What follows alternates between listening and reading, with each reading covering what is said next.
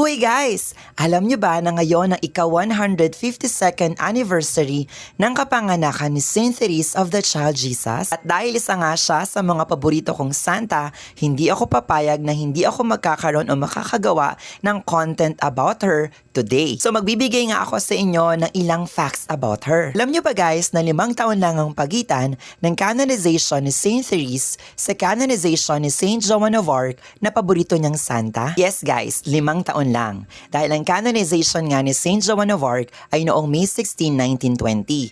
Samantalang na-canonize naman si Saint Therese noong May 17, 1925. Alam nyo rin ba guys na meron siyang alagang aso? At ang pangalan nga ng aso niya na yon ay Tom. Kaya kung meron kayong makikitang mga pictures si Saint Therese na may kasamang aso, si Tom yon. At ang pangatlo naman guys ay gustong gusto at mahal na mahal ni Saint Therese ang karagatan. Kaya kung mapapansin ninyo guys, meron siyang mga quotations na patungkol dito. So yun lang guys, thanks for watching, mag-ingat kayo palagi and God bless you all.